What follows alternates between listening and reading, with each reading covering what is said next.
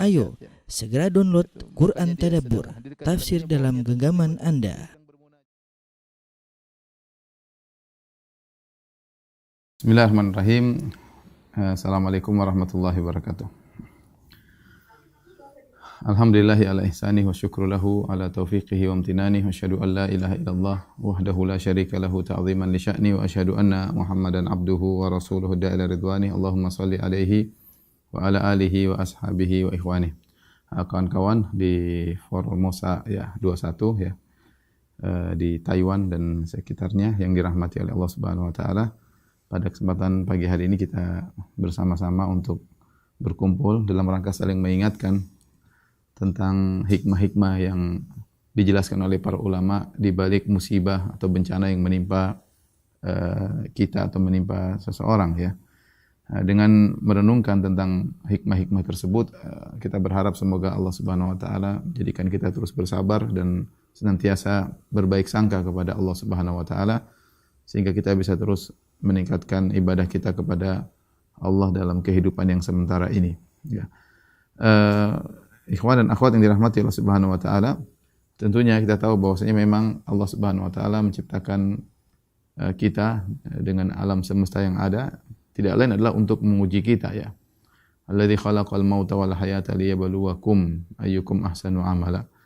Itu dialah Allah yang telah menciptakan kehidupan kematian ya. Liyabluwakum, untuk menguji kalian. Ayyukum ahsanu amala, mana di antara kalian yang terbaik amalan. Jadi memang ujian sudah digariskan pasti menimpa orang yang hidup ya. Kullu nafsin dha'iqatul maut wa nabluukum bisyarri wal khairi fitnah wa ilaina turja'un. Kata Allah, setiap yang bernyawa akan merasakan kematian, dan wa nabluukum, kami akan menguji kalian.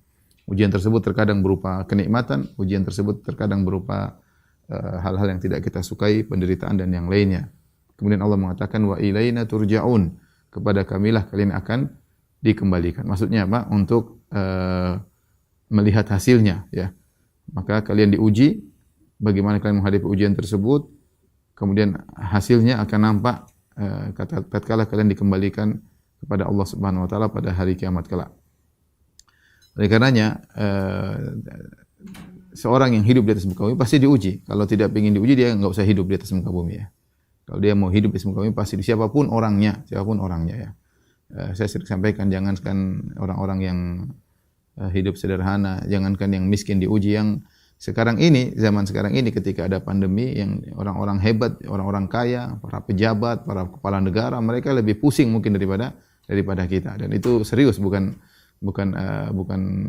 main-main, bahwasanya mereka lebih pusing memikirkan berbagai macam hal ya yang berdampak pada mereka ya.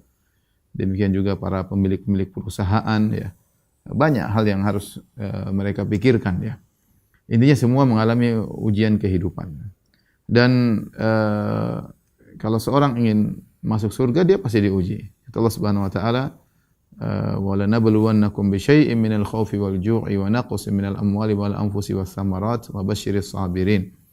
Sungguh kami akan menguji kalian dengan sedikit rasa takut, kekhawatiran, sedikit rasa lapar, kekurangan harta, meninggalnya orang-orang yang dicintai, berkurangnya samarat, hasil bumi, wa basyiris sabirin, dan berilah kabar gembira kepada orang yang bersabar. Di sini Allah sebutkan ya, kami akan berikan kalian ujian ya. Ujian tersebut mungkin kita alami di zaman sekarang ini ya. Bukan ketakutan yang mengerikan. Allah mengatakan bisyai'in minal khauf, ada sedikit ketakutan. Benar. Kita rasa takut, tapi tidak setakut seperti kondisi yang mengerikan. Pandemi ini membuat orang sebagian takut. Ya, kemudian walju, sebagian orang juga susah cari makan di zaman pandemi ini ya. Kemudian kekurangan harta, sebagian tadinya memiliki harta yang banyak tiba-tiba bisa kolaps ya. Bahkan banyak kawan-kawan dari pengusaha mereka berkata, "Ustadz, kita dulu adalah pengusaha besar, sekarang jadi pengusaha kecil." Ya. Belum lagi kawan-kawan yang punya hutang di bank, cicilan, bingung sekarang ya bagaimana melunasi cicilan tersebut ya. Yang selama ini mereka hidup dengan nyaman, dengan hutang riba dan yang lainnya ya. Banyak ujian ya. Kemudian juga wal anfus, kekurangan nyawa, sebagian orang kehilangan ayahnya, seorang kehilangan ibunya, minimal kita kehilangan kawan-kawan ya yang tidak kita duga ya, meninggal di masa pandemi ini ya. Dan yang lain. Tapi kata Allah, basyiris sabirin, bila bergembira kepada orang-orang yang bersabar. Allah juga Subhanahu wa taala berfirman, am hasibatum an tadkhulul jannata walamma ya'tikum mathalul ladzina khalau min qablikum massatuhumul ba'sa'u wadh-dharra'u wa zulzilu. Apa kalian menyangka akan masuk surga sementara belum datang kepada kalian musibah atau ujian yang menimpa orang-orang sebelum kalian. Massatuhumul ba'sa'u wadh-dharra'. Mereka ditimpa dengan penderitaan, ditimpa dengan kesusahan ya. Wa zulzilu, dan mereka digoncang oleh Allah Subhanahu wa taala ya.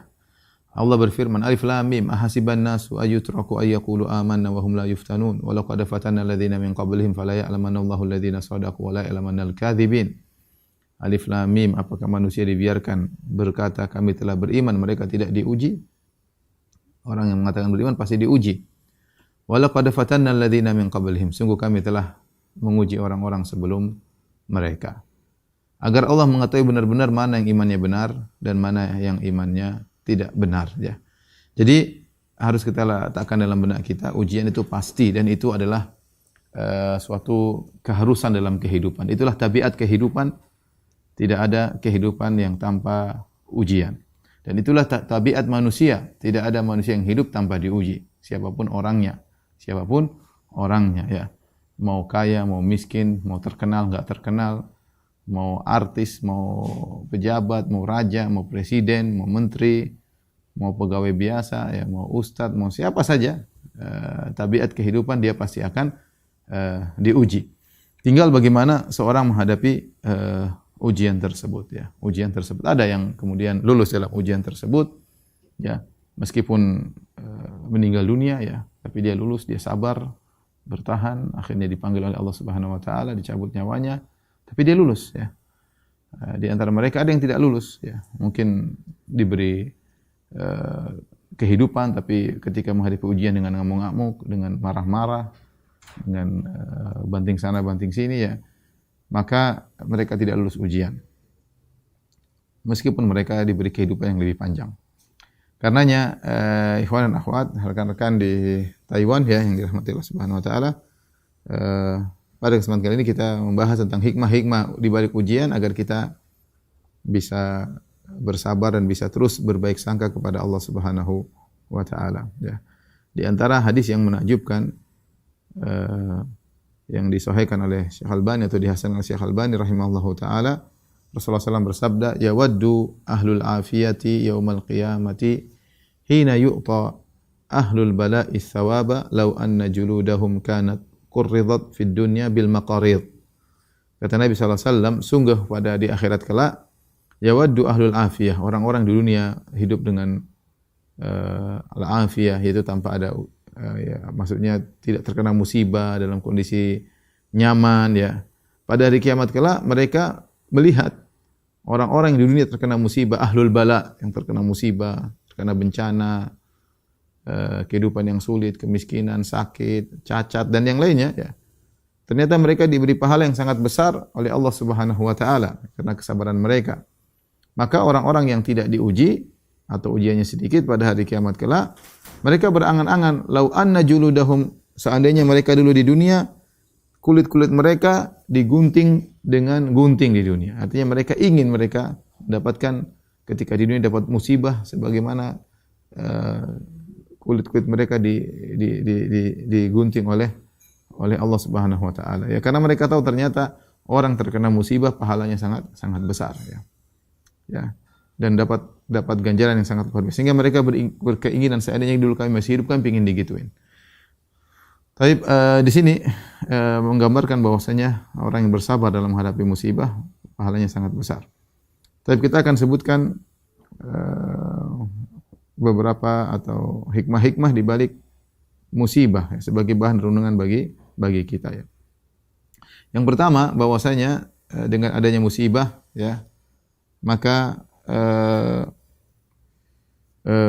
untuk menunjukkan seorang benar-benar beribadah kepada Allah Subhanahu wa taala. Karena kita beribadah dengan perintah Allah, bukan dengan hawa nafsu kita ya.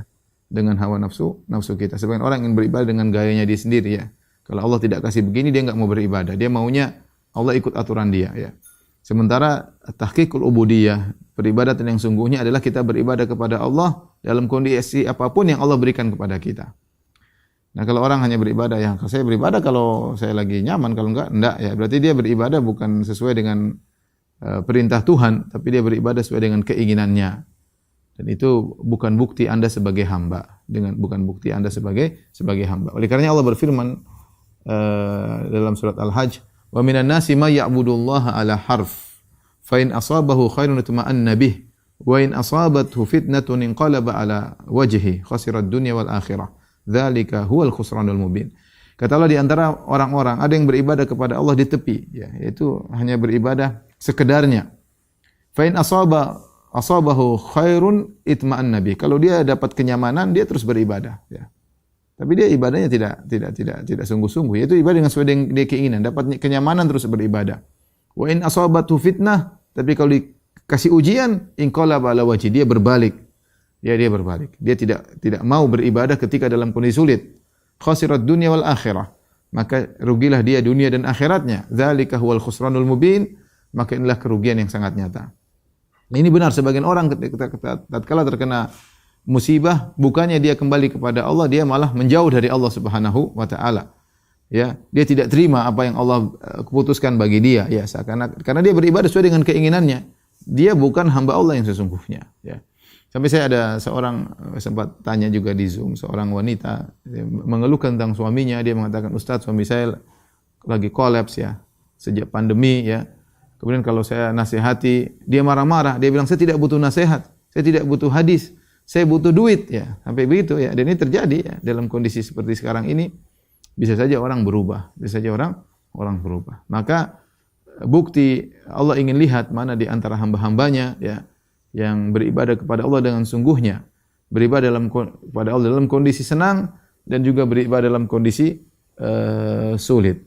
Sehingga bukti bahwasanya dia adalah seorang hamba Allah Subhanahu wa taala, bukan dia beribadah dengan hawa nafsunya dan keinginannya.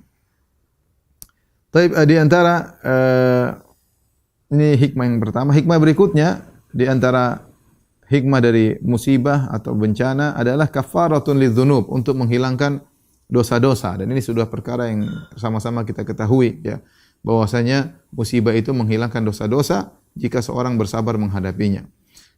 Bahkan musibah yang sepele, yang mungkin cuma demam atau musibah yang sepele. Makanya kata Nabi sallallahu alaihi wasallam, "Ma yusibul muslim min hammin wala wasabin wala nasabin wala ghammin wala hazanin wala adan wala syauka yushakuha illa kafarallahu biha khatayahu."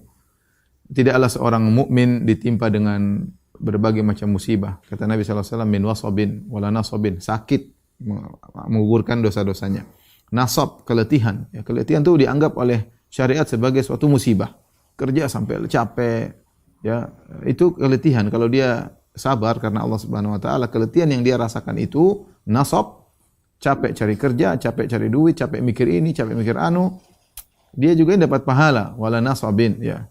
Kemudian apa? Wala ghammin wala hazanin. Gham, kegelisahan ya. Kegelisahan, gundah gulana, bingung apa ini yang pun dilakukan, enggak jelas kondisi, sampai kapan begini. Itu kita alami. Sampai kapan pandemi? Semua orang bertanya. Sampai kapan pandemi? Ya. Baik, ada vaksin. Vaksin sampai kapan mau divaksin? Tiap tahun vaksin. Pengaruhnya seperti apa? Serba vaksin terus timbul lagi. Efeknya bagaimana? Banyak pertanyaan kegelisahan yang ada dalam hati setiap orang. Kita bicara ini, kita tidak bicara musibah besar seperti gempa bumi yang seperti dialami oleh sebagian saudara kita, kemudian tsunami. Ini pandemi ini sebenarnya tidak sebesar itu, tapi kita merasakan semuanya yang namanya gelisah, kekhawatiran, wala hazanin, kesedihan, kesedih dengan usaha yang jatuh, yang kolaps, ada yang keuntungannya menjadi berkurang 70%, dan macam-macam ya yang dialami oleh saudara-saudara kita, dialami oleh sebagian kita di musim pandemi ini. Wala hazanin, wala azan, dan tidak ada gangguan yang mengganggunya. Ada orang menyindirnya, mencibirnya, ada orang mengambil hartanya, ada orang menipunya ya. wala syauka yushakuha, bahkan duri yang mengenai dirinya, kecuali Allah akan menghapuskan dosa-dosanya. Jadi segala musibah, segala bencana Allah akan menghapuskan dosa-dosanya. Di antaranya demam, kata Nabi sallallahu alaihi wasallam kepada seorang wanita, la tasubbil humma fa innaha tudhibu khataaya bani Adam kama yudhibul kir khabathal hadid. Janganlah engkau mencela demam. Ya, aduh apa ini demam begini kok enggak hilang-hilang, itu enggak boleh seperti itu ya. Ini demam kok sudah minum ini enggak hilang-hilang, itu namanya mencela demam, mencela penyakit. Ya, karena Nabi mengatakan fa innaha tudhibu khataaya bani Adam, demam itu akan menghilangkan dosa-dosa anak Adam kama yudhibul kir khabathal hadid, sebagaimana alat pandai besi menghilangkan karat besi. Demikian dalam hadis ya, kata Nabi sallallahu alaihi wasallam, ma yusibul mu'min min syauqah fama fawqa illa rafa Allah biha darajah wa hatta anhu biha khati'ah. Tidaklah seorang muslim ditimpa dengan musibah berupa duri ya, atau yang lebih daripada itu, kecuali Allah angkat derajatnya dan Allah akan menghapuskan dosa-dosanya. Dan Nabi sallallahu alaihi wasallam bersabda, "Idza aradallahu bi 'abdihil khaira ajjala lahul 'uqubata fid dunya." Jika Allah menghendaki kebaikan pada seorang hamba, Allah segerakan hukumannya di dunia ya. Jadi hukumannya sudah dicicil oleh Allah Subhanahu wa taala, dihapuskan oleh Allah, sehingga di akhirat dia tidak punya dosa ya. Dalam hadis la yazalul bala, senantiasa musibah mengenai seorang muslim, menggugurkan dosanya sedikit-sedikit sampai dia berjalan di atas muka bumi, walaisa alaihi khati'ah, tidak ada dosanya sama sekali. Musibah silih berganti mengenai dia ya. Dan dia selalu bersabar menghadapi itu semua ya. Nabi sallallahu alaihi wasallam bersabda, "Inna idhamal bala ma idhamil jaza." Inna idhamal jaza ma idhamil bala. Wa inna Allah idza ahabba qauman ibtalahum. Sungguhnya besarnya ganjaran sesuai dengan besarnya bencana, musibah. Kalau Allah mencintai suatu kaum, Allah beri musibah kepadanya. Dalam hadis, "Man yuridillahu bi khairan yusib minhu." Barang siapa yang Allah menghendaki kebaikan baginya, Allah berikan musibah kepadanya. Ya, banyak sekali kalau kita mau bicara bahwasanya ternyata musibah itu menghapuskan dosa-dosa. Dan siapa sih di antara kita yang tidak punya dosa? Kita ini bergelimang dosa ya. Pokoknya sejak mata melek, sudah buka medsos, sudah itu aliran dosa berjalan terus ya. Sampai mau tidur aja masih murojaah medsos ya, bukan murojaah Quran ya. Dari hari ke hari, ujung hari ke hari, itu aja yang kita isi dengan dosa. Maka kalau kita dikasih musibah, kita bersabar ya. Mau apa, kita mau kena musibah, mau marah-marah juga musibahnya enggak hilang. Tinggal kita hadapi ya. Mau sabar atau tidak. Kalau sabar, dosa-dosa dikurangi. Kalau enggak bersabar, tambah banyak dosa. Kemudian di antara hikmah dari musibah tadi, selain menghilangkan dosa-dosa, yang itu otomatis akan mengangkat derajat, juga akan mengangkat derajat seseorang, ya. Tadi kita sudah sebutkan, tidaklah seorang terkena duri atau yang lebih daripada itu, ya, kecuali Allah akan angkat derajatnya, ya. Allah akan angkat derajatnya. Dalam hadis juga kata Rasulullah SAW, "Inna rajula la yakunu lahul manzilatu inda Allah." Sungguh ada seorang, dia punya kedudukan di sisi Allah Subhanahu wa taala. Fama yablughuha bi amal. Ternyata amal dia tidak bisa membuat dia sampai kepada derajat yang tinggi tersebut. Fala yazalu Allahu yabtalihi bima yakrah hatta yuballighahu iyyaha. Maka caranya agar dia bisa naik derajat sampai pada tersebut, maka Allah Subhanahu wa taala memberikan dia musibah terus, musibah sampai dia mendapatkan pahala yang cukup untuk mendongkraknya naik di atas derajat yang tinggi. Maksudnya apa? Bagaimana, ikhwan? Maksudnya begini, sebagian kita mungkin beribadah, dia sholat, baca Quran, ya, tapi pahalanya nggak bisa dongkrak dia ke derajat yang tinggi. Dan Allah sayang sama dia, Allah ingin dia naik derajat tinggi. Gimana? Allah kasih musibah. Karena musibah itu benar-benar pahalanya besar bagi orang yang sabar. Bukankah Allah mengatakan, "Innama yuwaffas sabiruna ajrahum bighairi hisab." Sesungguhnya orang-orang yang sabar diberi pahala tanpa batas, ya. Karenanya sabar itu pahalanya sangat besar, ya. Dan banyak Allah sebutkan masuk surga dengan kesabaran, ya. Salamun alaikum bima sabartum. Masuklah kalian surga karena kesabaran kalian, ya. Banyak dalam ayat Allah mengatakan demikian. Kalian masuk surga karena wa jazaahum bima sabaru jannatan wa harira. Allah memberi balasan kepada mereka karena kesabaran mereka. Allah berikan surga, Allah berikan sutra bagi mereka, ya. Ulaika yujzaunal ghurfata bima sabaru dalam surat Al-Furqan. Sungguhnya mereka itu diberi ganjaran yang tinggi karena kesabaran mereka. Jadi sabar dalam menghadapi musibah ini pahalanya besar.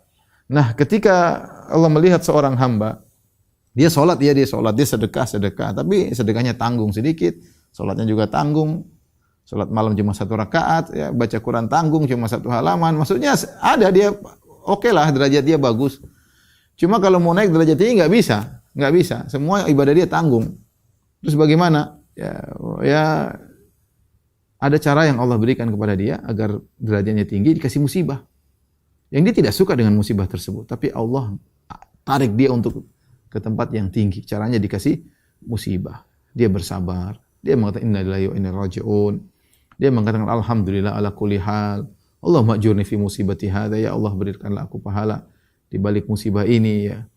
Ya, makanya Nabi mengatakan ajaban li amril mu'min, innal amrahu kullahu khair wa laysa dzalika illa lil mu'min. Sungguh menakjubkan perkara mukmin. Ya, semua perkaranya baik baginya dan itu tidak berlaku kecuali bagi orang mukmin. Orang tidak beriman tidak bisa berlaku ini. In asabahu sarra syakara fa kana khairan lahu. Kalau dia ditimpa dengan kebaikan, mendapatkan kesenangan, dia bersyukur. Wa in asabahu dharra sabara fa kana khairan lahu. Kalau ditimpa dengan kesulitan, dia bersabar. Dia jaga lisannya, jaga sikapnya, jaga komentarnya, sabar dia, ya, sabar. Ya. Ya, ini sudah takdir Allah dan dia terima takdir tersebut. Dia terima takdir tersebut, maka kesabarannya itu mendatangkan pahala yang sangat besar, mendongkrak dia langsung sampai derajat yang tinggi, mengalahkan ibadah-ibadah rutinitas yang biasa dia lakukan. Ya. Rutinitasnya banyak, zikir pagi petang, haji, mungkin baca Quran, tapi ini belum bisa mendongkrak dia sampai derajat yang tinggi. Ya. Maka dikasih musibah yang luar biasa. Dan ada sebagian saudara-saudara kita seperti itu, ya. Kasih musibah. Saya kayak lihat kalau saya posisi dia, wallahu alam saya bisa mampu enggak menghadapi seperti itu, ya. Sepertinya tidak mampu, hamba ini sangat lemah. Tapi teman itu kuat. Kagum kita melihatnya, Masya Allah. Mungkin memang Allah pilih dia, dikasih musibah yang luar biasa, dan dia bisa menghadapinya. Ketemu, senyum, tidak ada wajah, padahal musibahnya bertumpuk-tumpuk. Tapi kalau ketemu, senyum, ya. Kita enggak tahu apa yang ada dalam hatinya. Ya.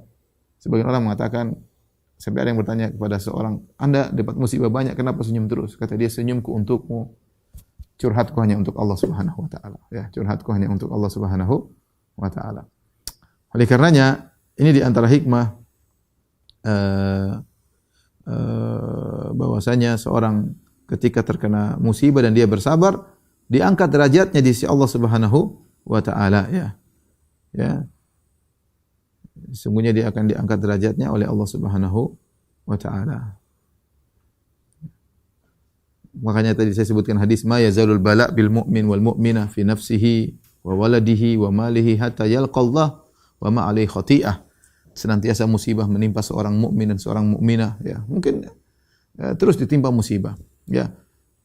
Menimpa dirinya, menimpa anaknya, fi nafsihi, menimpa dirinya, wa waladihi, menimpa anaknya. Ya, nanti kedatangan anaknya, tahu-tahu anaknya baru lahir berapa bulan meninggal dunia, ya. Wa malihi, menimpa hartanya, sampai dia bertemu dengan Allah kosong bersih, tidak ada dosanya sama sekali. Derajatnya ditinggikan oleh Allah Subhanahu wa taala. Ya, Nabi sallallahu alaihi wasallam juga bersabda, "Idzabtalaitu 'abdi bihabibataihi fasabara awatuhu anhumal jannah." Jika aku menimpakan musibah pada hambaku dengan dua yang dia cintai, itu matanya, dia tidak bisa melihat, maka aku akan ganti dia dengan surga jika dia bersabar menghadapinya, ya. Jika dia bersabar menghadapinya.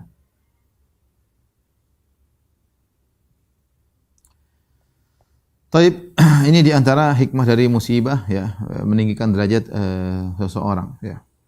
Kemudian di antara hikmah dari musibah adalah kesempatan bagi seorang untuk berfikir tentang kesalahan-kesalahannya, ya. Dia introspeksi, kalau bahasa kita, introspeksi diri. Nah, tidak ada musibah mengenai dia kecuali dia punya kekurangannya. Jangan kita menempati diri kita dalam kondisi ujub ketika ditimpa musibah dengan mengatakan, saya memang orang hebat, saya tidak punya salah, ini karena saya diangkat derajatnya, ya. Kalau kita orang soleh mungkinlah kita boleh berpikir. Kalau kita ulama mungkin kita bisa ulama begitu, kata Nabi, ya. Tapi kalau kita yang tiap hari lihat medsos, ya, kalau musibah kena kita, ya kemungkinan besar kemungkinan besar karena dosa-dosa kita, ya. Dan kalau kita bersabar, dosa kita dihapus dan kita akan diangkat derajatnya. Tapi ketika kita kena musibah, kita introspeksi diri. Introspeksi diri. Makanya Ibn Taimiyah rahimahullah ketika membahas tentang 20 sebab kenapa harus memaafkan, dia sebutkan jika ada seorang mendolimimu, ya, maka introspeksi diri. Introspeksi diri, dan itu yang diinginkan oleh Allah Subhanahu wa taala, ya. Sebelum jangan sibukkan dengan dia, sibukkan dengan diri kita. Kita tidak dizalimi oleh orang tersebut kecuali karena dosa-dosa kita. Allah mengatakan ma asaba min musibatin fabima kasabat aydikum. Tidak ada musibah yang menimpa kecuali akibat kesalahan kalian. Ada orang mencaci maki kita, orang merendahkan kita, tunggu dulu, jangan kita orang itu ngawur, pikir kita dulu. Ketika kita lupa untuk introspeksi diri, kata Ibnu Taimiyah rahimahullah, kita lupa untuk introspeksi diri dan kita fokus untuk menghabisi dia, membalas dia, musibah ini lebih besar daripada musibah dia menzalimi kita. Musibah kita lupa untuk introspeksi diri, sibuk membantah dia, musibahnya lebih besar daripada musibah pertama, dari musibah kezaliman dia kepada kita. Nah, dan itu yang diinginkan oleh syaitan. Oleh karenanya tatkala orang terkena musibah, introspeksi diri, jangan merasa pede, ya. Merasa pede bahwasanya memang saya diangkat derajatnya oleh Allah. Iya, tapi ente juga harus introspeksi diri. Kalau Anda tahu diri, sabar, ya maka insya Allah diangkat derajatnya otomatis. Tapi yakin bahwasanya segala musibah menimpa kita karena dosa-dosa kita, ya. Makanya para salaf dahulu mengatakan, saya mengetahui bagaimana asar dampak dari dosaku, dari keluargaku, dari tungganganku, ya. Dia tahu, ya, sikap keluarganya yang berubah, sikap tunggangannya yang aneh, ya, itu dampak dari maksiat yang saya lakukan.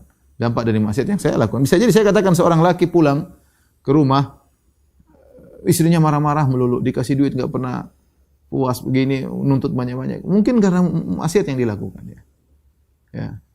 Jangan dia bilang, wah memang saya diangkat derajatnya oleh Allah punya istri seperti ini. Tapi dia pikir mungkin dia punya maksiat, mungkin dia lihat apa di luar, mungkin dia ganggu istri orang, mungkin dia ngelirik sana, mungkin dia ini, dia nggak tahu, ya. Atau dia dolimi orang, Allah bikin dampak maksiatnya di rumahnya sendiri. Maka seorang ketika terkena musibah, yang paling penting dia introspeksi diri. Dia buka lagi lembaran-lembaran masa lalunya, apa yang telah dia lakukan selama ini. Dia berusaha untuk perbaikinya, ya. Kalau belum bisa, dia beristighfar kepada Allah banyak-banyak. Ya Allah, saya belum bisa merubah diri saya. Ya, maafkanlah hamba-Mu yang dengan lemah ini, ya Allah, ya. Nangis di hadapan Allah Subhanahu wa taala. Kalau dia bisa rubah, maka dia rubah bertahap. Dia rubah. Karena di antara musibah yang besar, kalau orang terkena musibah tidak introspeksi diri. Tadi kata Ibnu Taimiyah rahimahullah taala. Ya, di antara musibah terbesar, seorang terkena musibah, dia tidak introspeksi diri, maka dia melemparkan segala sebabnya ke luar dirinya.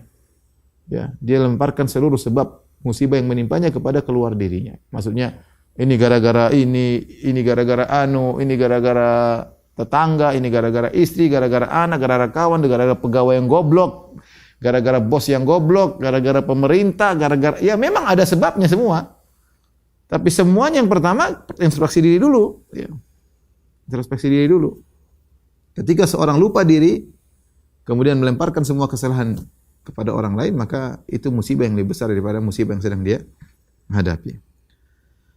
Tapi di antara hikmah daripada musibah, ya, dengan musibah seorang belajar menguatkan tauhidnya, ya. Dia tahu namanya tawakal. Ya. Dia tidak pernah tahu tawakal selama ini kecuali ketika terkena musibah. Siapa yang mau dia harapkan? Ya, sekarang kita kena pandemi, mau harap sama siapa? Coba, mau harap sama siapa? Ya, mau harap sama siapa? Semuanya nggak ada yang pasti. Dulu bilang, oh nanti bulan Juli pandemi hilang. Ternyata bulan Juli nggak hilang-hilang. Nanti awal tahun hilang insya Allah, ya nggak hilang juga, ya. Terus apa lagi? Oh nanti ada ini, oh lama-lama tubuh kuat semua, ternyata kena juga. Mulai banyak yang meninggal. Wah yang dekat meninggal orang dekat-dekat kita malah. Ya, saya saja di HP sudah berapa banyak orang yang namanya masih ada, saya belum hapus, orang sudah nggak ada. Ya. Kawan-kawan dekat, ya, teman-teman, ya, kenalan sini, kenalan sana, ya. Begitu kondisi yang ada, ya. Ya, kita diajari untuk tawakal kepada hanya Allah yang bisa mengangkat ini semua. Kita bersandar kepada Allah Subhanahu wa taala. Tadi terkadang kita dikasih musibah agar kita belajar tawakal, ya. Saya selalu cerita, saya pernah ketemu orang di salah satu kota di Jawa, ya. Waktu kebetulan saya ceramah tentang tawakal, kemudian dia bilang, "Ustaz, ya benar ceramah Ustaz, benar saya pernah mengalami, ya, saya divonis mati oleh dokter, kalau nggak salah umur saya tinggal 3 bulan atau 6 bulan, saya lupa, dan saya sudah operasi berulang-ulang, saya sudah habis banyak, akhirnya kesimpulannya kamu umurmu tinggal 3 bulan atau 6 bulan, saya lupa.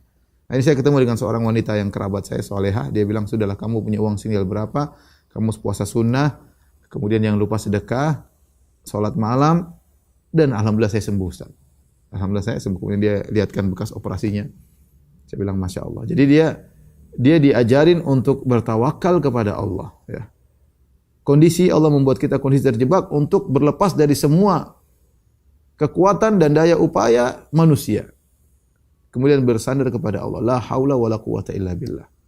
Tidak ada daya, tidak ada upaya, tidak ada perubahan kondisi kecuali dengan Allah Subhanahu wa taala, ya. Ya. Oleh karenanya pelajaran yang besar yang kita ambil dari adanya musibah yaitu kita bertawakal kepada Allah. Kita lihat ketika kita tawakal, ya ketika kena musibah, ya bersandar sama siapa? Kadang teman-teman dekat menjauh dari kita. Gimana kita mengharap dari mereka? Mereka juga susah. Ya, mereka juga susah. Ya, kita kasih udzur sama mereka. Mereka juga susah. Yang biasanya mungkin teman sekarang boleh menjauh, yang biasanya mungkin kasih hadiah nggak pernah kasih hadiah, yang biasanya membantu dengan mudahnya nggak bisa membantu, ya mereka sama-sama susah. Ya kita dijebak sehingga kita dijebak oleh Allah sehingga kita hanya bertawakal kepada Allah Subhanahu wa taala. Sebagian kawan yang terkena musibah banjir, mereka mengatakan, Ustadz benar-benar ya kita tahu kita ini lemah, nggak bisa apa-apa, ya. Kita di tengah-tengah air yang begitu banyak, nggak ada air bersih untuk minum, ya. Saya melihat bagaimana hewan-hewan berusaha menyelamatkan diri. Kita nggak bisa apa-apa, sudah. Ini semua benar-benar kita ini makhluk diatur ikut aturan Tuhan, ya. Di situ kita hanya bisa pasrah kepada Allah Subhanahu wa taala, ya. Jadi banyak pelajaran, ya, yang apa namanya? Membuat kita menjadi bertawakal kepada Allah. Makanya di antara pelajaran besar dari namanya musibah, menghilangkan keangkuhan kita, keakuan kita, kesombongan kita, ujub kita, semuanya kita buang. Jadi ini disampaikan oleh Ibnu Qayyim rahimahullahu taala, ya. Dengan perkataan yang indah, beliau berkata, "Falaula annahu subhanahu yudawi ibadahu bi adwiyatil mihan wal ibtila la tagaw wa bagaw wa atau." Kalau bukan Allah Subhanahu wa taala mengobati hamba-hambanya dengan pil-pil ujian, musibah, ya. Dengan tablet-tablet musibah, ya. Dengan kapsul-kapsul obat ini, musibah, ujian. Kalau Allah tidak kasih obat-obat seperti itu, la tagaw, mereka akan berlebih-lebihan melampaui batas. Wa bagaw, mereka akan berbuat zalim. Wa atau mereka akan sombong. Coba kalau orang sehat terus, melulu, enggak pernah sakit, enggak pernah kena musibah, angkuh, sombong, merasa diri hebat. Berhasil terus, sukses terus, menang terus, ya sudah, pasti sombong, ya. Makanya Allah kasih musibah. Musibah sebenarnya obat untuk meningkatkan imun, ya. Obat Allah kasih, ya. Wallahu subhanahu idza arada bi abdihi khairan saqahu dawa minal ibtila wal imtihan ala qadri halihi. Dan kalau Allah menghendaki, kata Ibnu Qayyim, menghendaki kebaikan pada seorang hamba, Allah antarkan kepada dia obat berupa ujian, berupa musibah sesuai dengan kondisinya. Yastafrighu bihi minal adwa al-muhlikah. Dengan obat-obatan tersebut, maka sang hamba akan mengeluarkan penyakit-penyakit yang mematikan. Hatta idza hadzabahu wa naqqahu wa saffahu ahallahu li asrafi maratibid dunya wa hiya ubudiyatuhu. Ya, ketika dia sudah bersihkan segala penyakit dari dirinya dengan musibah tersebut, sombongnya dia buang, angkuhnya dia buang, ujubnya dia buang, merasa tingginya dia buang, maka Allah siapkan dia untuk meraih kedudukan yang paling tinggi di dunia, yaitu beribadah kepada Allah Subhanahu wa taala. Dan Allah akan angkat derajatnya di akhirat, yaitu melihat Allah pada hari kiamat kelak. Makanya dalam pernyataan Ibnu Qayyim yang lain, kalau seandainya Allah tidak berikan obat-obat berupa ujian dan musibah, dia akan terkena penyakit tadi, sombong, penyakit far'anah, yaitu seperti Fir'aun, angkuh. Disebutkan Fir'aun kenapa sombong begitu? Karena dia hidup lama, berkuasa lama. Ya, dia hidup lama, berkuasa lama sehingga dia lupa diri, dia merasa dirinya hebat. Kenapa tidak terkena musibah? Ya, membuat orang lupa diri. Membuat orang lupa diri. Jadi anggaplah musibah ini adalah obat dengan obat tersebut menghilangkan banyak penyakit hati kita, ya. Bersandar kepada makhluk, ya. Sombong angkuh, ya. Ya. Makanya Allah Subhanahu wa taala mentakdirkan para sahabat sempat kalah di awal perang Hunain. Kenapa? Mereka punya penyakit ujub. Ketika para sahabat berperang dalam perang Hunain, kalau enggak salah mereka bawa pasukan 12.000 orang. Biasanya para sahabat perang bersama Nabi SAW sedikit saja sudah menang. Dia dalam perang Badar cuma 300 sekian belas mengalahkan 1.000 orang. Ya. Apalagi sekarang pasukannya banyak, sedikit saja bisa menang, apalagi kam min fi'atin qalilatin ghalabat fi'atan katsirah. Betapa banyak kelompok sedikit bisa mengalahkan kelompok yang besar. Apalagi sekarang jumlah mereka 12.000. Ketika itu Nabi berjalan menuju Hunain berperang melawan kabilah Hawazin, tiba-tiba ada salah seorang yang nyeletuk mengatakan lan nuglaba al-yaum min qillah. Kita tidak bakalan kalah karena faktor sedikit. Kita enggak bakalan kalah karena faktor jumlah sedikit. Kenapa? Kita banyak, pasti menang. Ada rasa ujub dengan jumlah yang banyak. Fasyaqqa dzalika 'ala Nabi sallallahu alaihi wasallam. Maka hal itu terasa berat bagi Nabi. Nabi dengar pernyataan itu, pernyataan lupa diri. Pernyataan seorang menyadarkan dirinya kepada kekuatan pribadi. Ya, lupa bahwasanya semua kemenangan dari Allah Subhanahu. Ini penyakit ujub. Maka akhirnya di awal peperangan kalah. Kabur. Para sahabat kabur, hanya sedikit yang bertahan di depan bersama Nabi sallallahu alaihi wasallam. Nabi yang maju, Nabi berkata, "Ana nabiyyun la kadzib, ana ibnu Abdul Muttalib." Nabi maju, sementara orang-orang pada mundur. Kata Nabi, aku adalah nabi dan aku tidak dusta dan aku adalah cucunya Abdul Muttalib. Kemudian dia maju ke depan. Yang lain pada mundur. Maka Allah turunkan firman Allah Subhanahu wa taala, "Wa laqad nasarakumullahu fi mawatin katsirah wa yauma Hunainin idh ajabatkum kathratukum falam tughni ankum syai'an wa dhaqat 'alaikumul ardu bima rahubat thumma wallaytum mudbirin." Kata Allah, sungguh Allah telah menolong kalian dalam banyak peperangan. Allah ingatkan, kalian jangan sombong, jangan ujub. Peperangan kalian yang semuanya menang itu semua Allah yang tolong. Laqad nasarakumullahu fi mawatin katsirah. Allah telah tolong kalian dalam banyak peperangan. Wa yauma Hunain idz ajabatkum kathratukum. Namun ketika peperangan kalian sombong dengan jumlah kalian. Falam tughni ankum syai'a. Ternyata jumlah banyak tersebut tidak bisa menolong kalian sama sekali. Wa dhaqat 'alaikumul ardu bima rahubat. Bumi yang luas terasa sempit bagi kalian. Summa wallaitum mudbirin, kemudian kalian kabur. Ternyata kekalahan tersebut, musibah yang menimpa kaum muslimin di awal ini menghilangkan ujub mereka, menghilangkan penyakit ujub mereka. Jadi musibah ini terkadang bikin orang sembuh ya. Menang tahu-tahu kalah, ya Allah, ya sudah kalah. Tahu kamu lemah. Kemenangan bukan dari kehebatanmu, dari Allah Subhanahu wa taala, ya. Dari Allah Subhanahu wa taala. Sehingga orang terkena musibah, dia semakin dekat kepada Allah Subhanahu wa taala. Di antara hikmah dari musibah, nampak tentang hakikat manusia, bagaimana kondisi mereka yang sesungguhnya. Apa kata Al-Fudail bin Iyad rahimahullah taala? An-nasu madamu fi afiyah masturun. Orang-orang selama dalam kondisi nyaman, tenang, ya tidak ketahuan. Aib-aib mereka tertutup. Fa idza nazala bihim bala saru ila haqaiqihim. Ketika tiba musibah menimpa mereka, ketahuan belangnya. Fasara al-mu'minu ila imanihi, orang beriman akan menuju keimanan. Wasara al-munafiqu ila nifaqi, orang munafik akan kelihatan kemunafikannya, ya. Ya, makanya di antara ujian ketika Nabi sallallahu alaihi wasallam Isra Mi'raj membawakan suatu kabar yang menakjubkan, keluar ba'da Isya, pulang sebelum subuh, ternyata sudah pergi ke Baitul Maqdis, naik ke langit 7, balik lagi. Maka sebagian orang murtad ketika itu.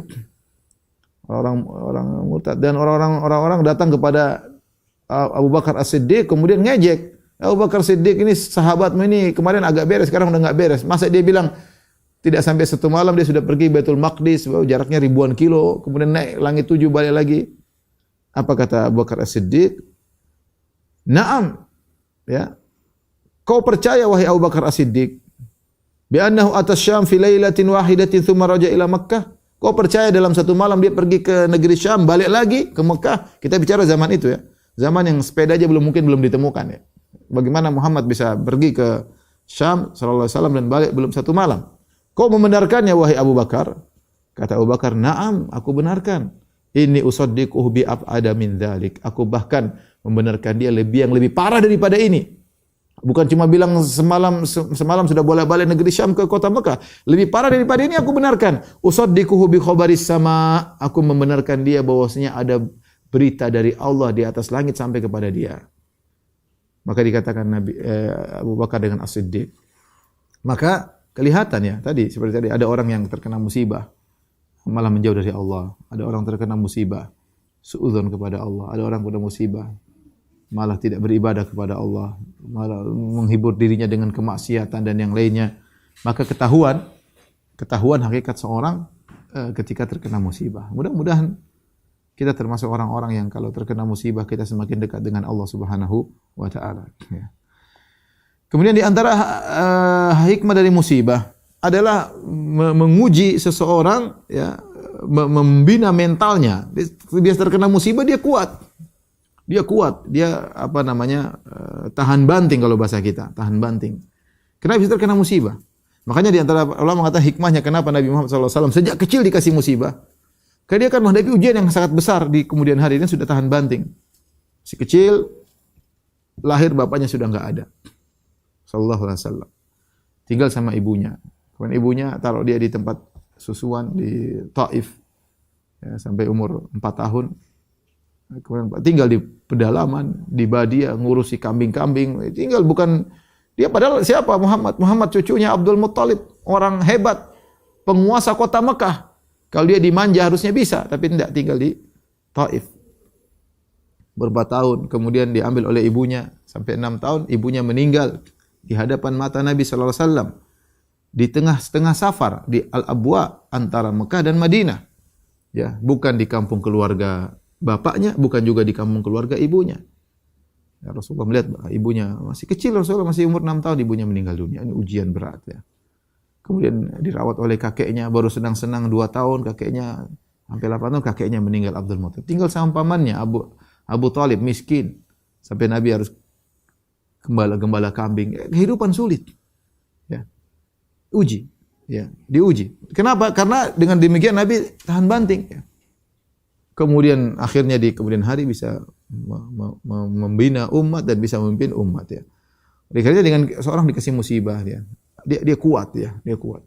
Kesulitan-kesulitan dia hadapi tegar ya. Di kemudian hari Allah kuatkan imannya sehingga dia bisa menghadapi kehidupan-kehidupan yang lebih berat dan kita tidak tahu kehidupan seperti apa di kemudian hari ya. Anak-anak tidak tahu bagaimana, kita pun tidak tahu bagaimana nasib kita ya. Tapi kalau kita tegar, insya Allah kita akan kuat menghadapi ujian-ujian yang di kemudian hari ya.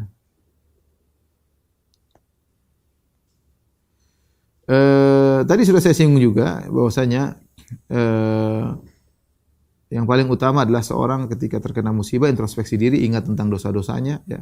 Tidak ada musibah pun yang menimpa kecuali atas dosa-dosanya. Wa ma asabaka min sayyi'atin famin nafsik. Tidak ada musibah yang menimpamu kecuali karena dirimu sendiri. Ma asabakum musibatin fabima kasabat aydikum. Tidak ada satu musibah yang menimpa kalian kecuali akibat ulah perbuatan kalian. Allah juga berfirman, "Zaharul fasadu fil barri wal bahri ma kasabat aydin nas liyudhiqahum ba'dalladzi amilu la'allam yarji'un." Telah nampak kerusakan daratan di lautan. Kerusakan daratan lautan, ya, musibah. Bima kasabat aydin nas, akibat ulah perbuatan manusia, ya. Maka jangan ragu-ragu dai atau kawan-kawan ketika ada musibah yang berkepanjangan, suruh bertobat kepada Allah. Ya, kita bertobat kepada Allah. Ini karena dosa-dosa kita. Ya benar. Kita berusaha menjalani prosedur, kita berusaha mencari obat, tapi disertai dengan istighfar kepada Allah, disertai dengan bertobat kepada Allah Subhanahu wa taala ya. Ya. Jangan sampai kita seperti orang-orang kafir sudah dikasih musibah tidak tunduk. Walaqad akhadnahum bil adzabi famastakanu li rabbihim wa ma yatadarrun. Sungguh kami telah memberikan azab kepada mereka, famastakanu li rabbihim wa ma yatadarrun. Mereka tidak tunduk kepada Allah, cuek aja. Ya. Tidak ada. Tidak tunduk, tidak merendah di hadapan Allah. Ya musibah dianggap ya biasa aja. Tetap aja kufur kepada Allah Subhanahu wa taala. Di antara hikmah dari musibah, dua lagi insyaallah kita sampaikan. Di antaranya musibah mengingatkan engkau kepada karunia Allah yang selama ini mungkin kau lupakan. Ya, seorang sering tidak sadar kecuali dikasih musibah. Seorang tidak tahu nikmatnya sehat kecuali dia sakit. Seorang tidak tahu nikmatnya harta kecuali kalau hartanya tersebut hilang ya. Seorang tidak tahu nikmatnya waktu kosong kecuali kalau dia sudah sibuk ya. Jadi banyak musibah membuat kita sadar. Ya, ternyata selama ini kita dapat kenikmatan yang luar biasa. Selama ini kita diberi kesehatan yang luar biasa. Kita tidak menggunakannya dengan baik. Ya, dengan terkena musibah-musibah ini kita mulai sadar. Maka seorang berusaha ingat tentang nikmat Allah sebelum dikasih musibah. Itu yang seharusnya. Jangan kita menjadi orang baru ingat tentang nikmat Allah kalau sudah dikasih musibah. Jangan. Ya. Kita berusaha selalu ingat nikmat Allah. Ya. Makanya zikir pagi petang sangat penting. Ya. Asbahna ya ala apa nikmatillah, di atas nikmat Allah. Kita terus ya. Asbahal mulku lillah. Kita zikir pagi petang kita ingat bahwa semuanya karena Allah. Semuanya karena Allah. Terkena musibah membuat kita sadar tentang karunia yang Allah berikan selama ini. Kemudian di antara hikmah dari musibah, kita tahu tentang hakikat dunia. Dunia ini kenikmatan yang cepat bisa berubah. Ya. Tadinya kaya tiba-tiba kolaps ya, tapi sehat tiba-tiba sakit. Maka jangan terpedaya dengan dunia. Dunia ini tidak selalu seperti ini bisa jadi. Kita tahu bisa jadi kita senang terus, tapi belum tentu seperti buktinya sekarang. Kondisi bisa berubah. Orang bisa berubah 180 derajat. Kondisi ekonomi bisa hancur tiba-tiba. Ya. Dan yang lainnya ya. Ya. Dan yang lainnya. Maka jangan terpedaya dengan dunia. Dunia ini kalau ada di tangan Anda maka manfaatkan sebaik-baiknya. Karena dunia ini menipu, bisa jadi pergi dengan tiba-tiba. Maka seorang waspada ya. Lihat betapa orang di Jakarta, orang kaya-kaya meninggal. Hartanya tidak bisa menolongnya dari penyakit ini, penyakit Covid. Jadi itu banyak kita dengar pemilik ini meninggal. Pemilik ini meninggal, Masya Allah. Ada kawan juga punya kenalan yang punya rumah di luar negeri lah, punya inilah, punya apartemen inilah, meninggal. Ada yang punya kapal, meninggal. Tidak bisa apa-apa. Dunia ini jangan menipu kita. Kalau bukan dunia yang pergi, kita yang pergi meninggalkannya. Wa taraktum ma khawwalnakum wara'a dhuhurikum. Kata Allah, wa laqad ji'tumuna furada kama khalaqnakum awwala marrah. Wa taraktum ma khawwalnakum wara'a dhuhurikum. Kalian akan datang kepada kami, wahai manusia, kata Allah Subhanahu wa taala, sendiri-sendirian. Ya sebagaimana, dan kalian meninggalkan apa yang telah kami berikan kepada kalian. Semuanya ditinggalkan, meninggal selesai, semua ditinggal. Mau duit banyak diberangkas, mau ATM tebal, apa semua tinggal. Kekayaan enggak ada manfaatnya. Musibah ini buat kita belajar ya. Buat kita belajar bahwasanya dunia ini sangat menipu. Entah dunia yang berubah tiba-tiba seorang kaya menjadi miskin, sehat menjadi sakit, atau dia tetap kaya tapi dianya yang pergi meninggalkan dunia ini. Dan itu banyak terjadi di musim sekarang. Dan terakhir, ikhwan dan akhwat rahmatillah subhanahu wa ta'ala, dengan musibah ini menjadikan seorang rindu untuk surga ya. Kita bahwasanya dunia ini bukanlah tempat yang selalu nyaman, penuh dengan suka duka, musibah apapun, musibah pandemi, musibah di keluarga, musibah di pekerjaan. Demikianlah kehidupan. Allah tidak menjadikan dunia ini suatu yang nyaman 100%. Pasti terkontaminasi dengan kesedihan, terkontaminasi dengan kekhawatiran ya. Karena agar seorang sadar dunia cuma sementara, sehingga hatinya tidak selalu tentram dengan dunia. Dia menginginkan sesuatu yang sempurna. Ya, sempurna di akhirat. La khaufun alaikum wa la antum tahzanun. Kalau sudah masuk surga, tidak ada kekhawatiran, tidak ada kesedihan, tidak ada gundah gulana, semuanya kebahagiaan. Maka dengan adanya musibah yang menimpa kita, menimbulkan kekhawatiran, kegelisahan, ini membuat kita rindu untuk menuju surga, dan kita tahu bahwasanya kehidupan dunia memang demikian, tabiatnya seperti ini. Wallahu a'lam bishawab. Tapi ini saja mungkin yang bisa sampaikan. Kurang lebihnya saya mohon maaf kepada kawan-kawan di Taiwan dan yang lainnya. Semoga bermanfaat. Kurang lebihnya saya mohon maaf. Wabillahi taufiq wal hidayah. Assalamualaikum warahmatullahi wabarakatuh. Subhanakallahumma wa bihamdika asyhadu an la ilaha illa anta